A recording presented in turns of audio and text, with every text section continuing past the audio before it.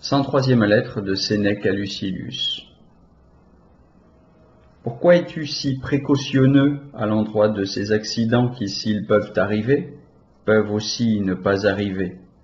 J'entends l'incendie, l'effondrement d'une bâtisse, bref les divers effets d'un hasard malencontreux, sans malice traîtresse.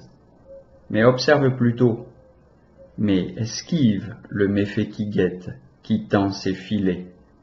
Ce sont des mésaventures assez rares, quoique très fâcheuses, que de faire naufrage, de rouler à bas d'un véhicule. D'homme à homme, le péril est journalier. Voilà contre quoi tu dois te prémunir. Voilà ce qu'il ne faut pas quitter de l'œil. Il n'existe pas de fléau plus commun, plus obstiné, plus insinuant.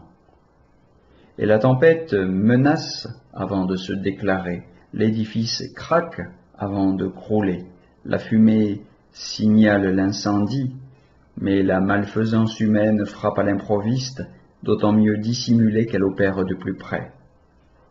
Tu as tort si tu te fies à la physionomie des gens que tu coudoies, êtres humains en effigie, porteurs de cœurs de fauve. Encore le fauve n'est-il guère malfaisant après le premier bond? Une fois passé, il ne nous cherche plus, car rien ne le porte à nuire que la nécessité. Elle l'oblige à famer ou à pleurer, à livrer combat. L'homme détruit l'homme par plaisir. Malgré tout, en pensant à ce qu'il te faut craindre l'homme, pense à ton devoir d'homme.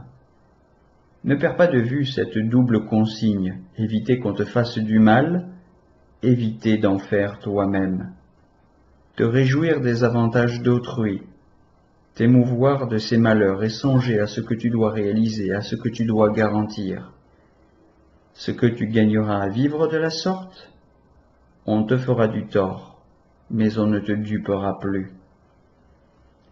Au reste, réfugie-toi autant que tu pourras dans la philosophie. Elle te gardera maternellement. Tu seras dans son sanctuaire en sûreté, ou plus en sûreté qu'ailleurs, car on ne s'y bouscule guère, comme dit le proverbe. Mais de la philosophie elle-même, qu'advient-il? Elle ne doit pas être pour toi un objet de parade. Beaucoup de ses adeptes coururent divers périls pour l'avoir pratiquée d'une manière insolente et rebelle.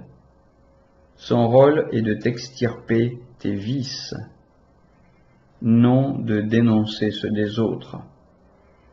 Qu'elle ne brise pas avec les usages reçus et ne se donne pas l'air de condamner tout ce qu'elle ne fait pas. On peut être sage sans faste, sans provocation.